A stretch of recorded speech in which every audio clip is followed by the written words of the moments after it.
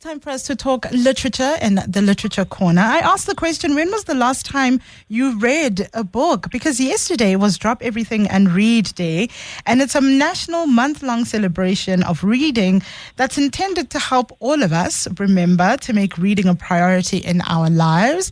But I imagine for many of us, it has been a while, especially with cell phones, TV, streaming, traffic, kids.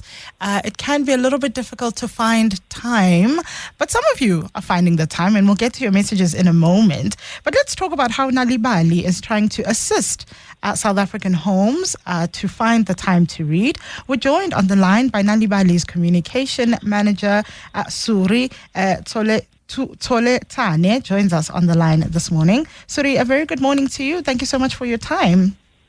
Good morning, Gugs, and thank you for having us on the show. So, Nal'ibali has a bit of a package, a support package that's intended to help South Africans, and I imagine parents especially help their kids read a little bit more. Tell us about this support package.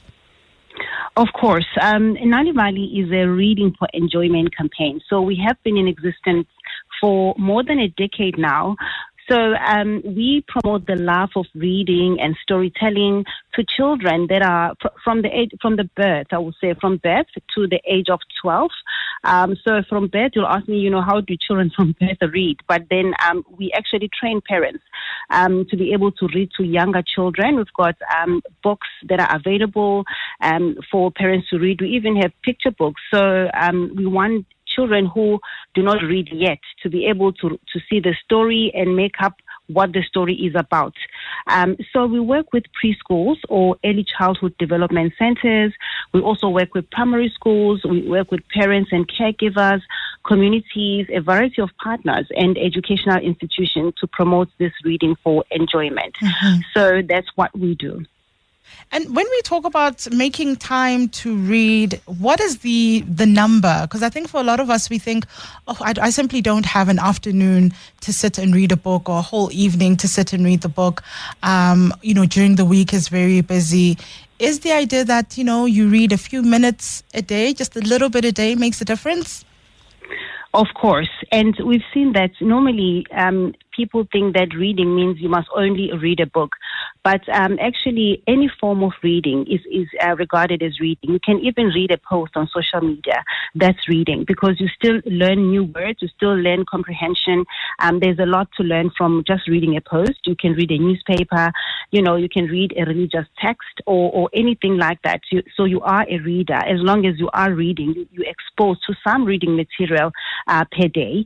And I think most of us are actually exposed to reading materials every day, but we don't actually realize that we are actually all readers as long as you read something per day. Mm-hmm. So there's not really, a specified quantity of reading that you need to do, but as long as you are in contact with text every day. And I think for children, it's ideal to read to them at least every day. Take time out and just read to your child at least maybe before bedtime. You can even do storytelling because you find that sometimes the children are with caregivers that actually maybe do not read. So that's storytelling, inganewane, fairy tales and telling them, folklore stories and things like that. So all of that, if you expose that to a child, then it goes a long way. And so for, caregivers, and if they don't have the skills, for instance, maybe literacy is a challenge for them, how can they then help children on reading and writing at home? Certainly, for a lot of parents, even assisting with homework, which invariably involves reading, can be a challenge. Are there tools from Nal'ibali to support caregivers, parents, to help children with their reading and writing? Yes, of course. As Nal'ibali, also, we do have audio stories. So with the audio stories, you get them on our website, which is nal'ibali.org. So you can have those stories. So children can actually listen to a story instead of actually you sitting down and reading with the child. So, and also in terms of the stories, we can also send them to your WhatsApp. And we know that sometimes children have phones these days. You can send them to your child at home. Maybe you are still at work. You can send that to your child to be able to listen to a story, or you can play that story for the child to listen. We have a WhatsApp group.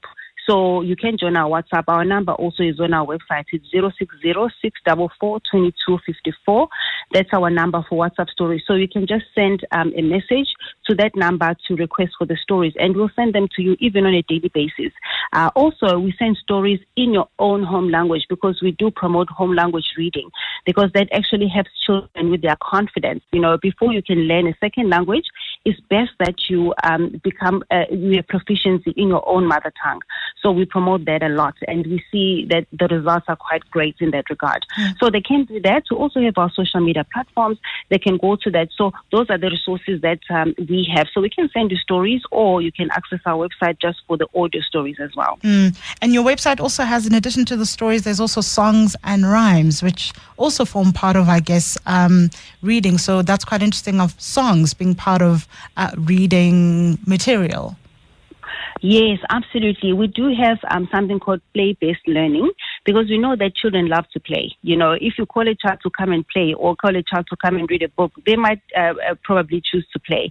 So we just make sure that we make reading part of play as well. And that's the reason we're saying, especially for the preschools and the ECD centers, we incorporate that with songs, with playing, with even stage play, or they act out the story and whatever it is that they're reading. We ask them to finish up the story. We'll read the story halfway, and we say, what do you think the ending is?